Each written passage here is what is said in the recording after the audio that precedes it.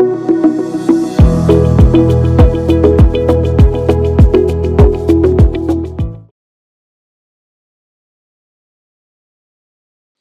நேரம் யூடியூப் நேயர்கள் அனைவருக்கும் உங்களுடைய வெல்னஸ் குருஜியுடைய அன்பான வணக்கம். காலையில் தூங்கி எழுந்துக்க முடியல. காலையில் 5 மணிக்கு எழுந்துக்கணும்னு நினைக்கிறேன். ஆனால் அலாரத்தை ஆஃப் பண்ணிவிட்டு திருப்பி 10 நிமிஷம் படுத்துடுறேன். டக்குன்னு கண் முழிச்சு பார்த்தா 7 மணி ஆகுது. காலையில் எழுந்து கொள்ள முடியாத அளவுக்கு ஒரு சோம்பலும் ஒரு அசதியும், எழுந்து கொள்ள முடியாத ஒரு நிலை ஏற்படும் போது, குறிப்பாக நம்ம வீட்டில் குழந்தைகளுக்கு இந்த நிலை ஏற்படும் போது உடனே குழந்தைய திட்டுவோம். சோம்பேறி, காலையில் எழுந்துக்க மாட்டேங்கிறான், படிக்க மாட்டேங்கிறான். ஆனால் ஒரு நாள் 2 நாள் இது ஏற்படாமல் தொடர்ந்து ஏற்பட்டு கொண்டே இருக்குது அப்படின்னா என்ன அர்த்தம்? இது ஒரு உடல் சார்ந்த நோய், இது ஒரு ஹார்மோன் சார்ந்த நோய் அப்படிங்கிறத நம்ம யாருமே நினைப்பது கூட கிடையாது.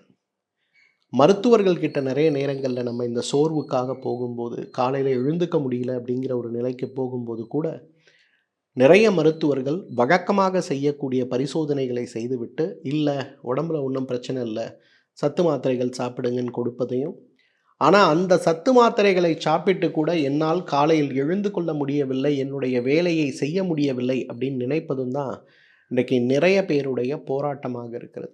இந்த ஜென்-ஜி கிட்ஸ்ன்னு சொல்லக்கூடிய இந்த 2000 பிறந்த 2001 மேல் பிறந்த எல்லா குழந்தைகளுக்கும் இளைஞர்களுக்கும் இன்றைக்கு மிகப்பெரிய உளச்சோர்வோடு போராடி கொண்டிருப்பதற்கான அடிப்படை காரணம் என்ன தெரியுமா? உங்களுடைய அட்ரினலின் சொல்லக்கூடிய உறுப்பு வேலை செய்யாமல் இருப்பது தான், அல்லது குறைவாக வேலை செய்வது தான். இந்த அட்ரினலின் அப்படின்னு சொல்லக்கூடிய உறுப்பு நம்முடைய சிறுநீரகத்துக்கு மேலே ஒரு வால்நட் அளவு இருக்கக்கூடிய ஒரு சின்ன உறுப்பு. அந்த உறுப்பு இல்லைன்னா இன்றைக்கி நம்ம யாருமே உயிரோடவே இருக்க முடியாது. இந்த உறுப்பு அவ்வளவு முக்கியமானது. பொதுவாக இந்த உறுப்பு சிறுநீரகத்துக்கு மேலே இருந்தாலும் நம்ம உடலுக்கு தேவையான ஆற்றல், மனதுக்கு தேவையான ஆற்றல், சிந்தனை திறன், ஆக்கப்பூர்வமான சிந்தனைகள், இது அனைத்துக்குமே அட்ரினலின் தான் ரொம்ப முக்கியமானது. துரதிர்ஷ்டவசமாக மருத்துவ உலகத்தால் அதிகமாக கவனிக்கப்படாத, மருத்துவர்களும் அதிகமாக கவனிக்காத ஒரு நோயாக இந்த நோய் இருக்கிறது. இப்போ நான் உங்களுக்கு ஒரு 7 அறிகுறி சொல்கிறேன். இந்த 7 அறிகுறியில் 5 இருந்தால் கூட உங்களுடைய அட்ரினலின் உறுப்பு வேலை செய்யலை அப்படிங்கிறது தான் அர்த்தம். 7 அறிகுறிகள் பேப்பர் பேனா எடுத்து நோட் பண்ணுங்கள். ஃபஸ்ட் அறிகுறி, காலையில் எழுந்திருக்கவே முடியாது. நைட்டு படுக்கும்போது யோசிச்சுட்டு படுப்போம். காலையில் 5 மணிக்கு எழுந்துக்கணும், உடனே ரெஃப்ரெஷ் பண்ணணும், உடனே ஒரு 45 மினிட்ஸ் வாக்கிங் போயிட்டு வரணும். நம்ம டே ஏர்லியாக எழுந்திரிச்சா ஆஃபீஸ் போகிறது ஈஸியாக இருக்கும். இல்லை குழந்தைகள்கிட்ட சொல்லுவோம், இல்லை நீ 5 மணிக்கு எழுந்துக்கணும், எழுந்து இந்த மாதிரி ஒர்க் பண்ணணும், அப்போ தான் படிக்க முடியும், படித்தா தான் லைஃப் நல்லாயிருக்கும்னு நிறைய சொல்லுவோம். எல்லாம் சரின்னு கேட்டுட்டு இருக்கிறதுலே பவர்ஃபுல்லான அலாரம் டோன் வச்சுட்டு படுப்போம். ஆனால் 5 மணிக்கு எழுந்து உட்காரும்போது, அந்த அலாரம் அடிக்கும்போது அந்த அலாரத்தை ஆஃப் பண்ணிவிட்டு படுப்போம். இல்லை எழுந்து உட்காந்துருவோம், டைம் பார்ப்போம், 4:55, சரி ஒரு 5 மினிட்ஸ் கண்ணை மூடலாமா அப்படின்னு மூடுவோம். எழுந்து பார்த்தா 7 மணி இருக்கும். நம்மளே நம்மளை நொந்துப்போம். ஐயோ, நான் அந்த டேவை வேஸ்ட் பண்ணிட்டேன், என்னால் படிக்க முடியல, என்னால் எதுவுமே செய்ய முடியல, நான் ஒரு சோம்பேறி போல இருக்குது, நம்முடைய தன்னம்பிக்கையே குறைந்து போய்விடும். இந்த அறிகுறி உங்களுக்கு இருக்குன்னா, நம்பர் 1 நீங்கள் புரிஞ்சிக்க வேண்டியது உங்களுடைய அட்ரினலின் கிளாண்ட் சரியாக வேலை செய்யலை. 2வது, மதியம் சாப்பிட்ட உடனே என்ன ஆனாலும், எந்த உலகத்தில் இருந்தாலும் ஒரு 1/2 மணி நேரம் தூக்கம். பொதுவாகவே பார்த்தீங்கன்னா, நம்மலாம் மதிய நேரத்தில் உணவுக்கு பிறகு ஒரு சோர்வடையும் போது உண்ட மயக்கம் தொண்டனுக்கும் உண்டு அப்படிங்கிற மாதிரி நினைப்போம். அது உண்மையான்னு கேட்டால் தவறு கிடையாது. சாப்பாடு சாப்பிட்டா நம்ம ஃப்ரெஷ்ஷாக தான் ஆகணும், ஆனால் டல் ஆகக்கூடாது. அப்போ அதை மீறி நம்ம உடம்புக்குள்ளே ஒரு டல்னஸ் வருது. சாப்பிட்ட உடனே எங்கே இருந்தாலுமே ஒரு 1/2 மணி நேரம் போய் ஒரு நேப் எடுத்துகிட்டு வந்தாலும் என்னால் இயங்க முடியுது. இல்லைனா அப்படியே சிஸ்டமை பார்த்துட்டு நான் உட்காந்தேன்னா அப்படியே கண் சொக்குது, என்னால் எதுவுமே பண்ண முடியல, ஏதோ பெரிய நோய் இருக்குது அப்படிங்கிற மாதிரி ஒரு உணர்வும், மதிய நேரங்களில் வைக்கக்கூடிய மீட்டிங்ஸில் என்னோடய பர்ஃபார்மன்ஸ் ரொம்ப பூராக இருக்குது அப்படின்னு சொல்லக்கூடியதும் இன்றைக்கு உங்களுக்கு இருக்குன்னா நீங்கள் புரிஞ்சுக்கணும், உங்களுடைய அட்ரினல் கிளாண்ட் அவ்வளோ ஹெல்த்தியாக இல்லை, உடனே அட்டென்ஷன் தேவைப்படுகிறது அப்படிங்கிறத நம்ம புரிஞ்சுக்கணும். 3வது, உப்பு சுவை மேலே ஒரு தனி பிரியம். எனக்கு ஊறுகாவே பிடிக்காது சார், எனக்கு இந்த கடையில் விற்கக்கூடிய காரா பூந்தி, மிக்சர், பக்கோடாலாம் பார்த்தாலே பிடிக்காது சார். ஆனால் இப்போ கொஞ்ச நாளாக இந்த உணவுகள் எங்கே தேடி தேடி இருக்குன்னு நான் சாப்பிட்றேன். உணவு சாப்பிட்ட பிறகு கூட வீட்டில் இருக்கக்கூடிய ரசத்தில் ஒரு துளி உப்பை போட்டு கரைத்து நான் குடிக்கிறேன். எனக்கு உப்பு மேலே மிக மிக அலாதியான பிரியம் ஏற்பட்டு இருக்கிறது, திடீரென்று ஏற்பட்டு இருக்கிறது அப்படின்னு நீங்கள் நினச்சிங்கன்னா உங்கள் உடம்பில் அட்ரினல் கிளாண்ட் வேலை செய்ய முடியாமல் சிதைந்து கொண்டிருக்கிறது அப்படிங்கிறது அர்த்தம். 4வது, சிறு சிறு விஷயத்திற்கே ஏற்படக்கூடிய கடுமையான மன அழுத்தம். பொதுவாக வீட்டில் கணவன் மனைவி இருப்பாங்க. கணவன் ஏதோ ஒரு வார்த்தையை சொல்லுவார். சொன்ன உடனே அந்த அம்மாவுக்கு வரும் பாருங்கள் கோபம், அவ்வளவு பட்டாசு வெடிப்பது போல் வெடிப்பாங்க. ஆனால் ஒரு 15 நிமிடம் கழித்து இந்த பிரச்சனைக்கு எதுக்காக முட்டாள்தனமாக இவ்வளவு பேசணும் அப்படின்னு நினைக்கக்கூடிய அளவுக்கு அப்படியே அவங்களுடைய பலமிழந்து போய் அழுக ஆரம்பிச்சிருவாங்க. சரி, அழுக ஆரம்பிக்கிறாங்களே, திருப்பி இந்த பிரச்சனை இருக்காதுன்னு பார்த்தா 2 மணி நேரம் கழித்து இன்னொரு வார்த்தை சொன்னதுக்கு திருப்பி பிரச்சனை ஆரம்பிப்பாங்க. அப்போ நமக்கே புரியாது இந்த பெண்ணுக்கு அல்லது இந்த ஆணுக்கு ஒரு மனநோய் இருக்கிறதான் சந்தேகப்படக்கூடிய அளவுக்கு உடலில் மனதில் மாற்றம் இருக்கும். ஆனால் பார்த்தீங்கன்னா நம்ம எல்லா மருத்துவ பரிசோதனையும் நார்மலாக இருக்கும். இது உங்கள் வீட்டில் யாருக்காவது நடக்குதுன்னா அவங்களுடைய அட்ரினல் உறுப்பு வேலை செய்ய முடியாமல் சிதைந்து கொண்டு இருக்கிறதுன்னு அர்த்தம். 5வது ரொம்ப இம்பார்ட்டண்ட்டானது த அவுல் தியரின்னு சொல்லுவோம். பகல் முழுவதும் தூக்கம் அப்படியே வந்து சொக்கி சொக்கி சொக்கி பகல் முழுவதும் போராடிட்டே இருப்போம். ஆனால் ராத்திரி ஆன உடனே பார்த்தீங்கன்னா ஆந்த மாதிரி விழிப்பு வந்துடும். ஒரு நிமிடம் கூட தூங்க முடியாமல் போராடுவோம். பகல் முழுவதும் தூக்கத்தோடு இருக்கின்ற ஒரு நிலையும் இரவு முழுவதும் தூங்க முடியாமல் இருக்கக்கூடிய ஒரு நிலையும் அட்ரினல் உறுப்பு மோசமாக இருக்கிறதுன்னு சொல்லக்கூடிய மற்றும் ஒரு அறிகுறி.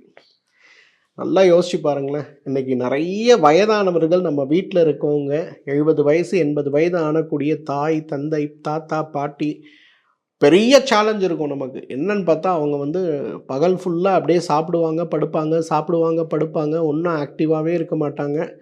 அதை மீறி நம்ம ஏதாவது அவங்கள உட்கார வைக்கிறோன்னா ஒரு சேரில் உட்கார வச்சா கூட, ஒரு ரெக்லைனரில் உட்கார வச்சா கூட அப்படியே தூங்கிட்டு இருப்பாங்க. ஆனால் ராத்திரி 10 மணி ஆனவுடனே டக்குன்னு முழிச்ச மாதிரி எழுந்து உட்காந்துருவாங்க. அப்போ பார்த்தீங்கன்னா டிவி பார்க்க முயற்சி செய்வாங்க, அதை பண்ணுறேன் இதை பண்ணுறேன்னு என்னென்னமோ செய்வாங்க. ஆனால் அவர்களுக்கு தூக்கமே வராது. தூக்க மாத்திரை போட்டால் கூட தூக்கம் வராது. அப்போ நம்ம மருத்துவர்கிட்ட கூட்டு போகும்போது டாக்டர் இந்த மாத்திரை கொடுங்க அந்த மாத்திரை கொடுங்க, தூக்கத்திற்கான மாத்திரை தொடர்ந்து கொடுத்து கொண்டிருப்பார்கள். ஆனால் அவர்களுக்கு தூக்கமே வராது. ஆனால் பகலில் குழந்த மாதிரி பிரேக்ஃபாஸ்ட் முடிச்சுட்டு ஒரு 9:30 மணிக்கு படுத்தாங்கன்னா 12:30 வரலாம் தூங்குவாங்க. திருப்பி 12:30க்கு எழுந்துப்பீங்களா, எழுந்துப்பாங்க. அப்புறம் சாப்பாடு கொடுக்குறீங்களா, சாப்பிடுவாங்க. திருப்பி 2 மணிக்கு படுப்பாங்க, திருப்பி தூங்குவாங்க. திருப்பி சாயந்தரம் ஒரு 6 மணிக்கு எழுந்து காஃபிலாம் குடிச்சிட்டு 1 மணி நேரம் முழிச்சிருப்பாங்க. நைட்டு சாப்பிட்டு ஒரு அரை மணி நேரம் தூங்கிட்டு ஒரு 10 மணிக்கு கண்ணு விழிப்பாங்க. அதோட முடிஞ்சது கண்ணு. நைட்டு 10லேருந்து காலையில் 7 வரலாம் அவங்களால தூங்க முடியாது. ஸோ த அவல் தியரின்னு சொல்லுவோம். ஒரு ஆந்தை எவ்வாறு இருக்குமோ, பகல் முழுவதும் நீங்கள் ஆந்தையை பார்க்கவே முடியாது. ஆனால் இரவு முழுவதும் ஆந்தை விழித்திருந்து தனக்கு தேவையான இரையை தேடும். இதுதான் ஆந்தையுடைய குணம். அப்போ அந்த அளவுக்கு ஒரு மாற்றம் அவர்களுக்கு ஏற்பட்டிருப்பதை பார்க்க முடியும். இது 5வது விஷயம். 6வது விஷயம், படித்ததை மற்றவர்கள் சொல்வதை ஞாபகம் வைத்து கொள்ள முடியவில்லை. சார், ஒரு காலத்திலலாம் நான் மீட்டிங்கில் உட்காந்தேன்னா மினிட்ஸை என்ன தான் எழுத சொல்லுவாங்க. 9:30 மணிக்கு ஆரம்பிக்கக்கூடிய மினிட்ஸ் 11:30 12 மணி வரை தொடர்ந்து அவங்க பேசுகிறத அப்படியே ஒரு வார்த்தை ஒரு எழுத்து கூட விடாமல் நோட்ஸ் எடுத்து நான் கொடுப்பேன் சார் மினிட்ஸு. இப்போ ஒரு 5 நிமிஷம் என்னை கூப்பிட்டு இந்த வேலையை செய்யுன்னு சொல்கிறாங்க. என்னோடய கேபினுக்கு நான் போகிறேன், உட்கார்றேன். என்ன சொன்னாங்கன்னு என்னால் ரீகலெக்ட் பண்ண முடியல. இல்லை அவங்க சொல்லக்கூடிய வேலையை ஆர்டிகுலேட் பண்ண முடியல. இப்போ ஒரு டாஸ்க் கொடுக்குறாங்கன்னா அதை எப்படி நம்ம பண்ணணும்னு ஒரு பிளான் பண்ணுவோம்ல, அந்த பிளானிங் என்னால் பண்ண முடியல. 7வது, கடுமையான மன உளைச்சல்.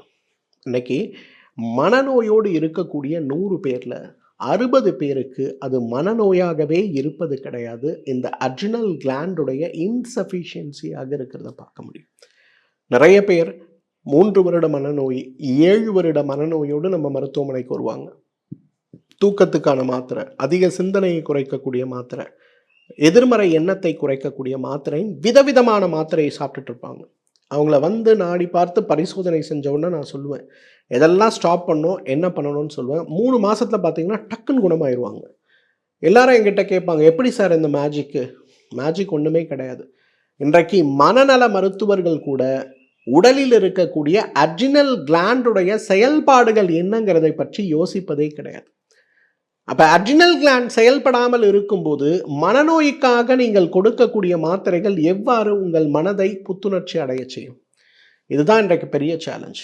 இன்றைக்கு மருத்துவர்கள் கூட, நவீன மருத்துவம் சார்ந்த மருத்துவர்கள் கூட, ஒரு குறையாக நான் சொல்லலை, நோயாளிகள் வெளிப்படுத்தக்கூடிய அறிகுறிகளுக்கும் நம்ம உடம்பில் இருக்கக்கூடிய ஹார்மோன்களுக்கும் இருக்கக்கூடிய தொடர்பு சில நேரங்களில் கவனிக்க முடியாத, கவனிக்க தெரியாத விஷயமாக மாறும்போது அந்த நோயாளி ஒரு சாதாரண ஹார்மோன் நோயிலிருந்து ஒரு பெரிய மனநோய்க்கான மருந்துகளை எடுத்தும் கூட வாழ்க்கையில் தினசரி போராடக்கூடிய ஒரு சூழல் ஏற்பட்டு விடுவதை பார்க்கிறோம்.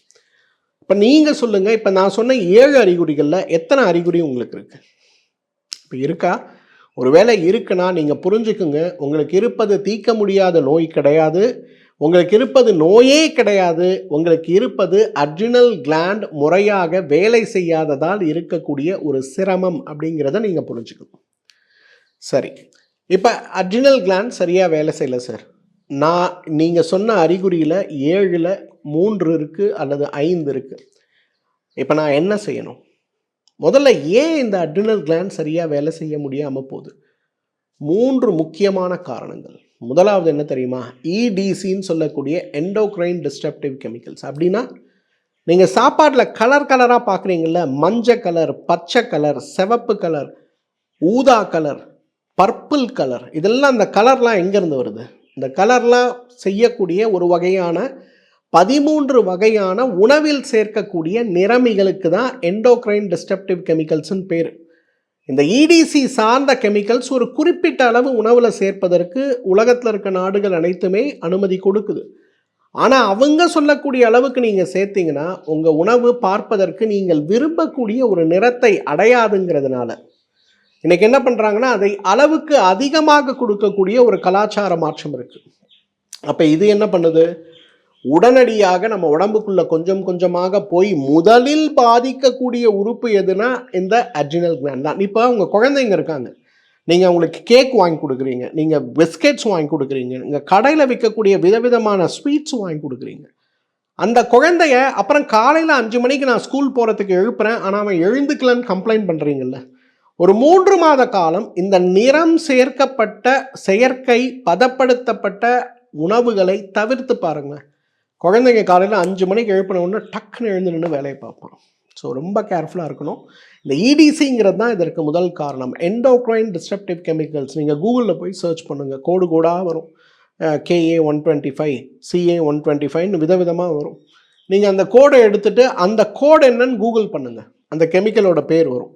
நீங்கள் குழந்தைக்கு வழக்கமாக வாங்கி கொடுக்கக்கூடிய பதப்படுத்தப்பட்ட உணவுகளுடைய லிஸ்ட் எடுத்து அந்த பேக்கெட் எடுத்து பின்னாடி பக்கம் இன்க்ரீடியன்ட்ஸு என்ன இருக்குது, இந்த டப்பாக்குள்ளே என்ன இருக்குதுன்னு போட்டிருப்பான்ல, அதில் பாருங்கள், பெரும்பாலான அந்த கெமிக்கல்ஸ் இருக்கிறத பார்க்க முடியும்.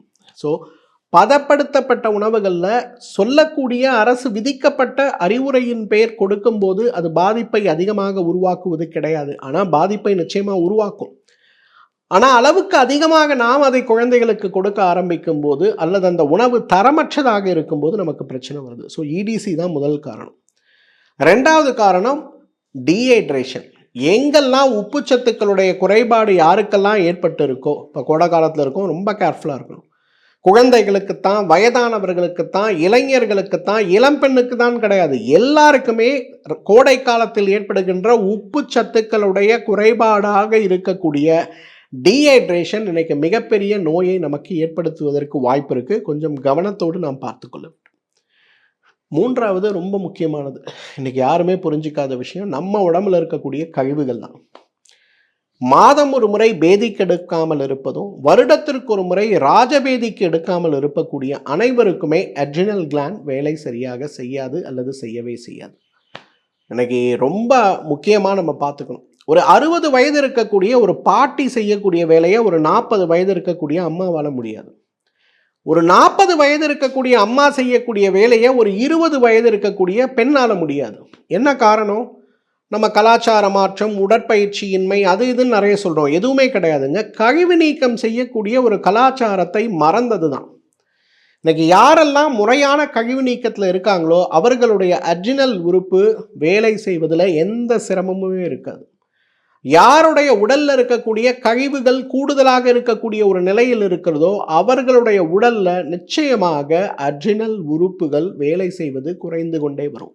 கிட்னி ஃபெயிலியர் ஏன் வருது, லிவர் ஃபெயிலியர் ஏன் வருது, ஹார்ட் ஃபெயிலியர் ஏன் வருது, லங் ஃபெயிலியர் ஏன் வருது, ஏன் கோமாக்கு போகிறோம், ஏன் புற்றுநோய் வருது, இந்த கேள்விக்கெல்லாம் பதில் என்ன தெரியுமா? கழிவுகள் தான். ஸோ உடல் கழிவு நீங்காமல் இருப்பது மூன்றாவது காரணம். சரிங்க சார், நீங்கள் சொல்கிறதெல்லாம் ஓகே. இப்போ அட்ரினல் கிளாண்டில் எனக்கு ப்ராப்ளம் இருக்குது, நான் அண்டர்ஸ்டாண்ட் பண்ணிக்கிறேன், டாக்டர்கிட்ட போகிறேன், அட்வைஸ் வாங்குகிறேன், எல்லாம் ஃபாலோ பண்ணுறேன். இந்த அட்ரினல் கிளாண்ட் ப்ராப்ளம் இந்த ஒரு சோர்விலிருந்து எப்படி வெளியில் வருவது? 5 அழகான வழிகளை சொல்லிக் கொடுக்குறேன். ஃபஸ்ட்டு வழி என்ன தெரியுமா? அமுக்குரா கிழங்குங்க. இன்றைக்கி யாரெல்லாம் காலையில் எழுந்துக்க முடியல, உடம்பு சுறுசுறுப்பு இல்லை, தன்னம்பிக்கை இல்லை, மத்தியானம் ஆஃபீஸில் சாப்பிட்ட உடனே தூக்கம் வருது, இதுக்காகவே நான் மதிய உணவை சாப்பிடுவதே கிடையாதுன்னு நிலையில் இருக்கக்கூடியவர்களாக நீங்கள் இருக்கீங்கன்னா, ஃபஸ்ட்டு நீங்கள் செய்ய வேண்டியது உங்களுடைய அட்ரினல் கிளாண்டோட பர்ஃபார்மன்ஸை அதிகப்படுத்துவதற்கு உணவில் சேர்க்க வேண்டிய முக்கியமான மருந்து எதுனா அஸ்வகந்தா தான்.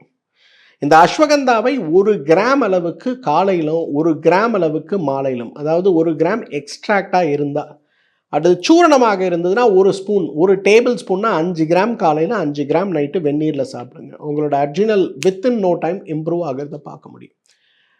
நம்ம வீட்டில் பிள்ளைங்க வந்து 10th படிக்கிறாங்க, +1 +2 படிக்கிறாங்க, நீட்டுக்கு ப்ரிப்பேர் ஆகுறாங்கன்னா இந்த பிள்ளைங்க எல்லாருக்குமே நைட்டு படுக்கும்போது 1 டேபிள் ஸ்பூன் அமுக்குரா சூர்ணத்தை கொடுங்க, அஸ்வகந்தா சூர்ணத்தை கொடுங்க. அந்த பிள்ளைங்களோட பர்ஃபார்மன்ஸ், அவங்களோட எனர்ஜி இம்ப்ரூவ் ஆகிறத பார்க்கலாம். நம்ம வீட்டில் 60 வயசுக்கு மேலே தாத்தா பாட்டி இருக்காங்களா, கண்ணை மூடிட்டு அவர்களுக்கு டெய்லி 1 ஸ்பூன் அஸ்வகந்தா சூர்ணம் கொடுங்க. இந்த அட்ரினல் ஃபங்க்ஷன் இம்ப்ரூவ் ஆகும். அந்த அவங்களோட பர்ஃபார்மன்ஸ், அவங்களோட எஃபிஷியன்சி, அவங்களுடைய டெய்லி ஆக்டிவிட்டி டக்குன்னு சேஞ்ச் ஆகிறத நம்ம பார்க்கலாம். 2வது, இன்றைக்கு அட்ரினல் கிளாண்டை தூண்டக்கூடிய மிக முக்கியமான மற்றும் ஒரு மருந்து எதுனா அதிமதுரம். இந்த அதிமதுரத்தை பற்றி நான் சொல்ல வேண்டியதே இல்லைங்க. இன்றைக்கி புற்றுநோயை தடுக்க, ஈரல் புற்றுநோயை தடுக்க, உணவு குழல்னு சொல்லக்கூடிய ஈசோஃபேகல் புற்றுநோயை தடுக்க, கோலன் கேன்சர்னு சொல்லக்கூடிய பெருங்குடல் புற்றுநோயை தடுக்க பெரிய அளவில் நமக்கு உதவி செய்யக்கூடிய அருமருந்தாக இருப்பது எது அப்படின்னு பார்த்தீங்கன்னா நிச்சயமாக இந்த அதிமதுரத்தை தான் சொல்லணும். உலகத்திலேயே மிக அதிகமான ஈரல் புற்றுநோய்க்காக இயற்கை மருந்துகளுடைய ஆராய்ச்சிகளில் எல்லாத்துலேயும் அதிமதுரம் இருக்கிறத நம்ம பார்க்க முடியும். 3வது, இன்றைக்கு நம்ம பார்க்கக்கூடியது, நம்ம வீட்டில் சமையலில் அதிகமாக பயன்படுத்தக்கூடிய ஒன்று கரிசலாங்கண்ணின்னு சொல்லக்கூடிய கீரை.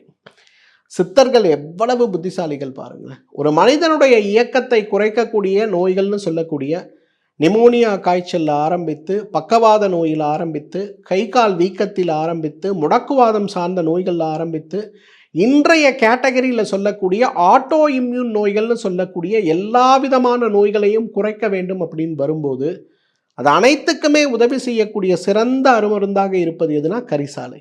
அப்போ கரிசாலை அட்ரினலில் வேலை செய்யக்கூடிய மிகப்பெரிய ஒரு மருந்தாக இருக்கிறதுன்னு சொல்லக்கூடிய சித்தர்களுடைய கூற்று இங்கே உறுதி செய்யப்படுவதை பார்க்கிறோம். அதனால் கரிசலாலை, கரிசலாங்கண்ணின்னு சொல்லக்கூடிய கீரையை உணவில் சேர்க்க முடியுமான்னு பாருங்கள். 4th, என்னோட ஃபேவரெட்டு, இந்த மொத்த உலகத்துடைய ஃபேவரெட் எதுனா முருங்கைக்கீரைங்க. இன்னைக்கு யாரெல்லாம் காலையில் தூங்கி எழுந்துக்க முடியல, உளச்சோர்வு, மனச்சோர்வோடு, உடல் சோர்வோடு போராடி கொண்டிருக்கிறோம்னு சொல்லக்கூடிய யார் இருந்தாலும் முருங்கைக்கீரை பயன்படுத்துங்க. மிகப்பெரிய மாற்றம் உங்கள் உடலில் ஏற்படுவதை பார்க்க முடியும். இது எல்லாத்துக்கும் மேலே கழிவு நீக்கம் செய்யுங்க. இன்றைக்கி யாரெல்லாம் டீடாக்ஸ் பண்ணுறீங்களோ உங்களுடைய அட்ரினல் உறுப்பு நல்லாயிருக்கும், உங்களுடைய ஆக்டிவிட்டி நல்லாயிருக்கும். நிறைய பேர் டீடாக்ஸ் முடிச்சுட்டு என்னை பார்க்க வரும்போது சொல்லுவாங்க, சார் காலையில் ஃப்ரெஷ்ஷாக இருக்கேன், எழுந்துக்கிறேன், ஷட்டில் ஆட போகிறேன், என்னுடைய ரொட்டீனே மாறிவிட்டது சார், அவ்வளவு சிறப்பாக நாங்கள் இருக்கோம் அப்படின்னு சொல்லுவாங்க. அந்த அளவுக்கு உதவி செய்யக்கூடிய மிகச் சிறப்பான அருமருந்துகளில் ஒன்று எது அப்படின்னு பார்த்தீங்கன்னா டீடாக்ஸ். டீடாக்ஸுங்கிறது சும்மா பேதிக்கு மருந்து சாப்பிட்றது இல்லை, உடம்பை தயார் பண்ணணும். 6 நாட்களுக்கு நெய் மருந்துகளை உட்புறமாக சாப்பிட்டு 7வது நாள் காலையில் பேதிக்கு நீங்கள் எடுக்கக்கூடிய அந்த டீடாக்ஸ் இருக்குது பாருங்கள், தட்ஸ் அ மிராக்கிள் நம்ம சொல்லுவோம். டக்குன்னு ஒரு வார காலத்திலே உங்களோட எனர்ஜியை ரீஸ்டோர் பண்ணும். உங்களுடைய ஒவ்வொரு அணுக்களிலும் இருக்கக்கூடிய மைட்டோகாண்ட்ரியான்னு சொல்லக்கூடிய பேட்டரியை ரீசார்ஜ் பண்ணும். எனர்ஜி டிஸ்ட்ரிபியூஷன் பெட்டர் ஆகும். அப்போ உங்களுக்கு பிரச்சனையே இல்லாமல் இருக்கும் இல்லையா? இதுதான் இன்றைக்கு தேவையான ஒன்று. இதெல்லாம் என்னால் செய்ய முடியாதுங்க, எனக்கு எனர்ஜி வேணும், நல்லா இருக்கணும், என்னோட அட்ரினல் கிளாண்ட் வேலை செய்யணும், சிம்பிள் சொல்யூஷன் எனக்கு சொல்லுங்கள். சிம்பிள் சொல்யூஷன் தான் லிவ் இம்யூன் கேப்சூல்ஸ். இந்த லிவ் இம்யூன் கேப்சூலை காலை 2 இரவு 2 எடுக்கும்போது நான் சொன்ன 5 விஷயங்களை போலவே உடல்ல ஆற்றலை அதிகரித்து அட்ரினல் செயல்பாடை தூண்டக்கூடிய சக்தி இருக்கக்கூடிய ஒரு சிறந்த மருந்து. என்னோட சாய்ஸ் நிச்சயமாக ஃபஸ்ட்டு டீடாக்ஸ் தாங்க. அதுக்கப்புறம் தான் முருங்கைக்கீரை சாப்பிட்றது, அதிமதுரம் சாப்பிட்றது, கரிசலாங்கண்ணி சாப்பிட்றது, அமுக்குரா கிழங்கு சாப்பிட்றது. ஆனால் பெஸ்ட்டு சாய்ஸ் எது? இன்றைக்கி உடல் கழிவு நீக்கம் தான். அதுக்கடுத்து தான் இந்த மருந்துகள். பட் இது எல்லாத்தையும் பண்ண முடியல அப்படின்னு நினைக்கிறவங்க லிவ் இம்யூன் மாத்திரைகள் சொல்லக்கூடிய கேப்சூலில் காலை 2 இரவு 2 உணவுக்கு முன்பு சாப்பிடலாம். நான் சொன்ன 7 அறிகுறிகளில் 5 அறிகுறிகள் உங்களில் எத்தனை பேருக்கு இருக்குது? இந்த வீடியோவோட கமெண்ட் செக்ஷனில் வந்து கமெண்ட் பண்ணுங்கள். யாருக்கெல்லாம் உங்களுடைய அட்ரினல் நோயை மாற்றி அட்ரினல் பலவீனத்தை மாற்றி சிறந்த இயக்கம் மிகுந்த தன்னம்பிக்கை மிகுந்த மனிதனாக மாற முடியும் வேண்டும்? இந்த வீடியோவோட கமெண்ட் செக்ஷனில் கமெண்ட் பண்ணுங்கள். நம்முடைய முறையான ஒரு வாழ்வியல் மாற்றம் என்ன தேவைங்கிறத ஒரு வழிகாட்டுதல் உங்களுக்கு கிடைக்கும்போது இந்த நோய் வேகமாக கட்டுப்படுத்தக்கூடிய குணப்படுத்தக்கூடிய நோயாக மாறிவிடுவதை நிச்சயமாக நம்ம பார்க்க முடியும். நம்ம பிள்ளைங்க ஸ்கூலில் ஒர்க் பண்ணுற டீச்சர்ஸ் இந்த வீடியோவை குழந்தைகளுக்கு போட்டு காட்டுங்க. ஏன் காலையில் அவங்களால எழுந்துக்க முடியலங்கிற ஒரு புரிதலோடு எப்படி இயங்கினால் இன்னும் வாழ்க்கை பிரகாசமாக மாறும் அப்படிங்கிற விஷயத்தையும் அவர்களுக்கு சொல்லிக் கொடுங்க. உங்களுக்கு இந்த வீடியோவில் ஏதாவது சந்தேகம் இருக்குன்னா தவறாமல் எங்கிட்ட கமெண்ட் செக்ஷனில் கேளுங்க. இந்த வீடியோவை உங்களுடைய சோஷியல் நெட்வொர்க்கில் பகிர்வதற்கு தயவு செய்து முயற்சி செய்யுங்க.